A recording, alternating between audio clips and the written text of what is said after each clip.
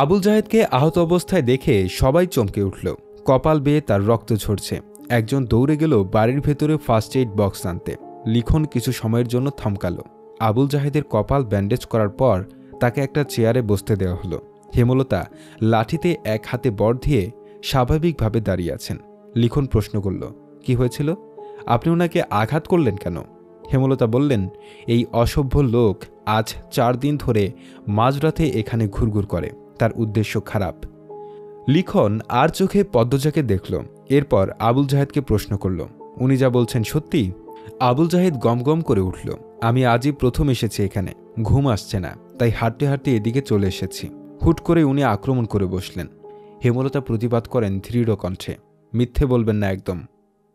আবুল জাহেদ কিছুতেই তার উদ্দেশ্য স্বীকার করল না। তর্কে তর্কে ভোরের আলো ফুটল। হেমলতা কঠিন করে জানিয়ে দিয়েছেন আজই এই বাড়ি ছাড়তে হবে। হেমলতার সিদ্ধান্ত শুনে দলটির মধ্যে আতঙ্ক ছড়িয়ে পড়ল। তীরে এসে নৌকা ডুবতে কিভাবে দেওয়া যায়? সিনেমার শেষ অংশটুকু বাকি। শর্ত অনুযায়ী আরও 10 দিন আছে। দলের একজন বয়স্ক অভিনেতা এই সিদ্ধান্তের প্রতিবাদ করলে হেমলতা জবাব দিলেন, আমার 3টা মেয়ের নিরাপত্তা দিতে পারবেন? একটা পুরুষ মানুষ রাতের আধারে যুবতী মেয়েদের ঘরের পাশ দিয়ে ঘুরঘুর করবে কেন? কিসের ভিত্তিতে? হেমলতা সবাইকে এড়িয়ে লাহারি ঘরে ঢুকলেন। এদের সাথে তর্ক করে শুধু সময়ই নষ্ট হবে। আবুল জাহেদের ধূর্ত চাহনি তার নজরে এসেছে বারংবার। প্রথম রাতে পায়ের আওয়াজ শুনে চিনতে পারেননি। পরদিন সন্দেহর তালিকায় থাকা 4-5 জনকে অনুসরণ করে তিনি নিশ্চিত হন রাতে কে লাহারি ঘরের পাশে হেঁটেছিল। লাহারি ঘরের ডান পাশে তুষের স্তূপ, পলিথিন কাগজ দিয়ে ঢাকা। অসাবধানতাবশে আবুল জাহেদের কাদামাখা জুতা তুষের স্তূপে পড়ে, ফলে জুতায় তুষ লেগে যায়।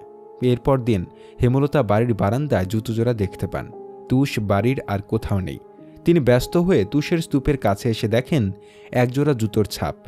সেই জুতা যখন আবুল জাহেদ পরল, তিনি পুরোপুরিভাবে নিশ্চিত হন।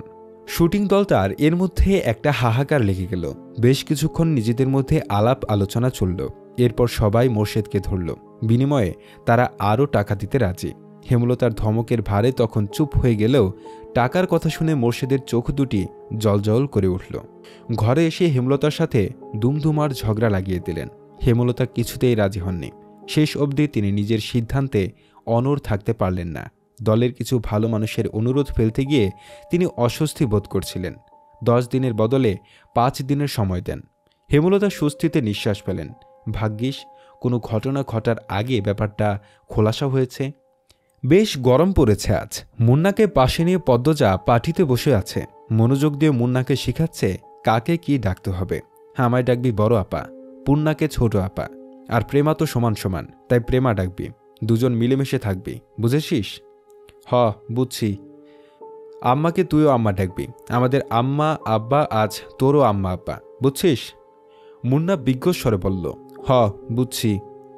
হেমলতা রান্না রেখে উঠে আসেন। মুন্নাকে বলেন, শুদ্ধ ভাষায় কথা বলবি, তোর পদ্ম আপা যেভাবে বলে। কই আমনে? পদ্মজা বলল, কই আমনে না, বল। আচ্ছা বলবো। মুন্না বাধ্যের মতো হেসে বলল, আচ্ছা বলবো। হেমলতা হেসে চলে যান। পূর্ণার রুম থেকে এসে মুন্নাকে ডাকল, মুন্না রে। হ ছোট আপা। পদ্মজা মুন্নার গালে আলতো করে থাপ্পড় দিয়ে বলল, বল। জি ছোট আপা। মুন্না পদ্মজার মতো করেই বলল, জি ছোট আপা। পদ্মজা হাসল। পূর্ণা মৃদু হেসে বলল, তোর নামটা পাল্টাতে হবে। আমি তোর নতুন নাম রেখেছি। ক্যারে, নাম পাল্টাইতাম ক্যারে? পদ্মজা কিছু বলার আগে মুন্না প্রশ্ন করল, আচ্ছা এই কথাটা কেমনে কইতাম? পদ্মজা হেসে কপাল চাপড়ে, এই ছেলে তো আঞ্চলিক ভাষা বুধ হয়ে আছে। পূর্ণা বলল, তুই এখন আমাদের ভাই, আমাদের নামের সাথে মিলিয়ে তোর নাম রাখা উচিত। কি উচিত না? মুন্না দাঁত কেলিয়ে হেসে সায় দিল, হ, এজন্যই তোর নাম পাল্টাতে হবে। আজ থেকে তোর নাম প্রান্ত মোড়ল। সবাইকে বলবি এটা, মনে থাকবে? হ, মনে রাহাম।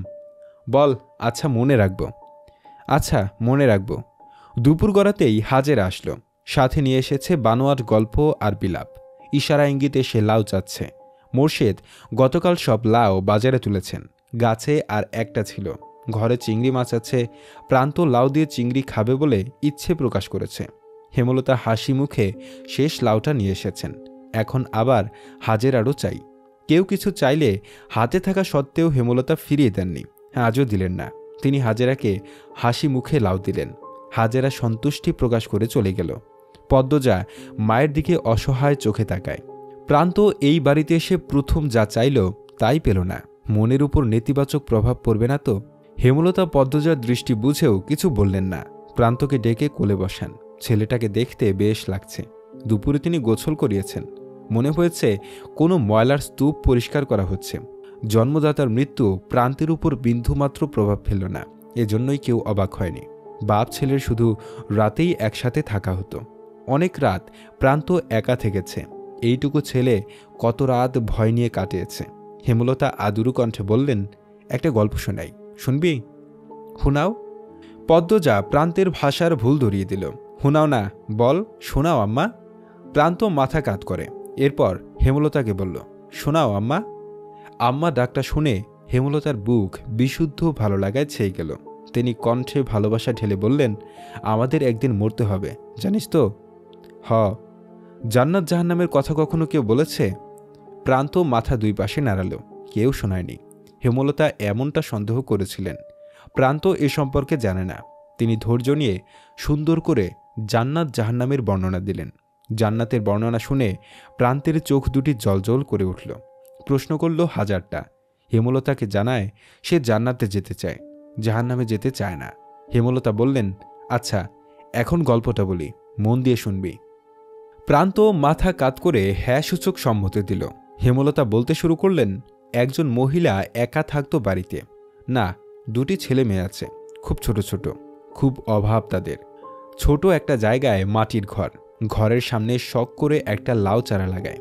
লাউ গাছ বড় হয়, লাউ পাতা হয় অনেক। এই লাউ পাতা দিয়ে দিন চলে তার। কখনো সিদ্ধ করে খায়, নুন মরিচ পেলে শাক রেঁধে খায়। তো একদিন একজন ভিক্ষুক মহিলা আসলো। ভিক্ষুক মহিলাটি খায় না 2 দিন ধরে। লাউ গাছে লাউ পাতা দেখে খেতে ইচ্ছে করে। লাউ গাছের মালিক যে মহিলাটি, তাকে ভিক্ষুক বলে লাউ পাতা দিতে, রেঁধে খাবে। খুব অনুনয় করে বলে। মহিলাটির মায়া হয়। ভিক্ষুক মহিলাকে কথা শোনাতে শোনাতে কয়েকটা লাউ পাতা ছিঁড়ে নেয়। আর কয়েকদিন পর লাউ গাছের মালিক যিনি, তিনি মারা গেলেন। গ্রামবাসী সহ মসজিদের ইমাম মিলে দাফন করলেন। বুঝছিস তো প্রান্ত? হ। প্রান্ত মনোযোগ দিয়ে শুনছে। সে খুবই মনোযোগী শ্রোতা। হেমলতা বাকিটা শুরু করলেন। গ্রামের ইমাম একদিন স্বপ্নে দেখেন যে মহিলাটিকে তিনি দাফন করেছেন তার চারপাশে আগুন দাউ দাউ করে জ্বলছে, কিন্তু তার গায়ে আঁচ অবধি লাগছে না। মহিলাটিকে ঘিরে রেখেছে লাউ পাতা, যার কারণে আগুন ছুঁতে পারছে না। এই যে তিনি একজন ভিক্ষুককে নিজের একবেলা খাবারের লাউ পাতা দান করেছিলেন, সেই লাউ পাতা তাকে কবরের শাস্তি থেকে বাঁচাচ্ছে। জাহান্নাম থেকে বাঁচতে আমাদের অনেক ইবাদত করা উচিত। তার মধ্যে একটি হলো দান। সামর্থ্য অনুযায়ী দান করা উচিত, কাউকে ফিরিয়ে দেওয়া উচিত না। বোঝা গেছে? হ, বুঝছি, আমি দান করাম। করবি, অনেক বড় হবি জীবনে, আর অনেক দান খয়রাত করবি। আচ্ছা প্রান্ত, এখন যদি কোনো অভাবী এসে বলে তোর লাউটা দিতে, তুই কি করবি? প্রান্ত গম্ভীর হয়ে ভাবে। এরপর বলে, দিয়া দিয়াম। একটু আগে একজন মহিলা আসছিল না, দেখেছিস তো? হ, দেখছি। সে খুব গরিব, বাড়িতে বাচ্চা আছে ছোট। এসে বলল লাউ দিতে, তাই তোর লাউটা দিয়ে দিয়েছি। এজন্য কি এখন তোর মন খারাপ হবে? লাউটা তুমি দিছ, তাইলে তোমারে আগুন থেকে বাঁচাইব লাউডা। লাউডা আমি দিলেও তোর জন্য ছিল। তুই এখন খুশি মনে মেনে নিলে লাউটা তোকে আগুন থেকে বাঁচাবে। হেমলতার কথায় প্রান্ত খুশি হয় খুব। পরপরই মুখ গম্ভীর করে প্রশ্ন করল, একটা লাউ কেমনে বাঁচাইব আমারে?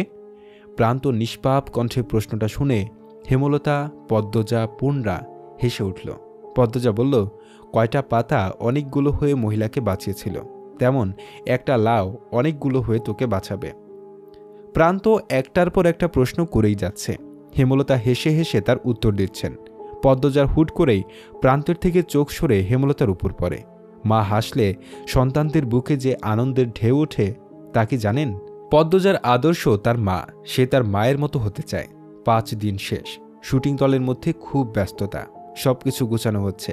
5 দিনে তাড়াহুড়ো করে শ্যুট শেষ করা হয়েছে। লিখন উঠানে চেয়ার নিয়ে বসে আছে। চিত্রা এসে তার পাশে বসল। কাশির মতো শব্দ করল লিখনের মনোযোগ পেতে। লিখন তাকালো, ম্লান মুখে প্রশ্ন করল, সব গুছানো শেষ? শেষ। তুমি তো কিছু গুছানি। বিকেলে রওনা দেব। আমার আর কি আছে গোছানোর, দুপুরেই শেষ করে ফেলব। মন খারাপ? লিখন কিছু বলল না। লাহারি ঘরের দিকে তাকালো।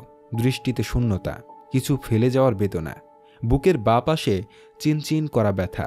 চিত্রা হাত ঘড়ি পড়তে পড়তে বলল, ছোট বোনের সমান বলে ঠোঁট বাঁকিয়েছিলে, এখন তার প্রেমে পড়লে? লিখন কিছু বলল না, দীর্ঘ নিঃশ্বাস ছাড়ল। চিত্রা বলল, পদ্মজা কিন্তু অনেক বড়ই, আগামী মাসে ওর 17 হবে শুনেছি। এই গ্রামে 17 বছর বয়সী অবিবাহিত মেয়ে হাতে গোনা কয়টা? পদ্মজার শ্রেণীর বেশিরভাগ মেয়ে বিবাহিত, আর খুব কম মেয়ে পড়ে। চিত্রার কথা আগ্রাহ্য করলে লিখন বলল, তোমার বিয়েটা কবে হচ্ছে? বছরের শেষ দিকে, সব ঠিকঠাক থাকলে আর ভগবান চাইলে। কিছুক্ষণের মধ্যেই সবাই ঢাকা রওনা দেবে। হেমলতা, মোর্শেদ বিদায় দিতে এসেছেন। দলটার 3-4 জনের চরিত্রে সমস্যা থাকলেও বাকিরা খুব ভালো। হেমলতার সাথে মিশেছে খুব, নিজের বাড়ি মনে করে থেকেছে, বাড়ির দেখাশোনা করেছে। লিখন হেমলতার আড়ালে একটি সাহসিকতার কাজ করে ফেলল। ব্যস্ত পায়ে লাহারি ঘরে আসলো। বারান্দায় বসেছিল পদ্মজা। লিখনকে দেখে ভয়ে তার বুক কেঁপে উঠল। পদ্মজাকে কিছু বলতে দিল না লিখন। সে দ্রুত বারান্দায় উঠে পদ্মজার হাতে একটা চিঠি গুজে দিয়ে জায়গা ত্যাগ করল। পদ্মজা অনবরত কাঁপতে থাকে। পূর্ণা চৌকি থেকে ব্যাপারটা খেয়াল করেছে। সে হতভম্ব, ধীর পায়ে হেঁটে আসে। পদ্মজার সারা শরীর বেয়ে ঘাম ছুটছে। হিতাহিত জ্ঞান শূন্য হয়ে পড়ে। হাত থেকে চিঠি পড়ে যায়। পূর্ণা কুড়িয়ে নিল। পদ্মজার গলা শুকিয়ে কাঠ। হেমলতা এসে দেখেন পদ্মজা হাঁটুতে থুতনি ঠেকিয়ে বসে আছে। কেমন দেখাচ্ছে যেন। তিনি উদ্বিগ্ন হয়ে প্রশ্ন করলেন, পদ্ম, শরীর খারাপ? মায়ের কণ্ঠ শুনে পদ্মজা ভয় পেল। বাতাসে অস্বস্তি, নিঃশ্বাসে অস্বস্তি, চোখ দুটি স্থির রাখা যাচ্ছে না, নিঃশ্বাস এলোমেলো। পূর্ণা পরিস্থিতি সামলাতে বলল, আম্মা, আপার মাথা ব্যথা। হুট করে এমন মাথা ব্যথা উঠল কেন? পদ্মরে, খুব ব্যথা? পদ্মজা অসহায় চোখে পূর্ণার দিকে তাকালো। আকস্মিক ঘটনায় সে ভেঙে পড়েছে। ডান হাত অনবরত কাঁপছে। হেমলতার তীক্ষ্ণ চোখে দু মেয়েকে দেখেন। কঠিন স্বরে প্রশ্ন করেন, কি লুকোচ্ছিস দুজন? কেউ এসেছিল?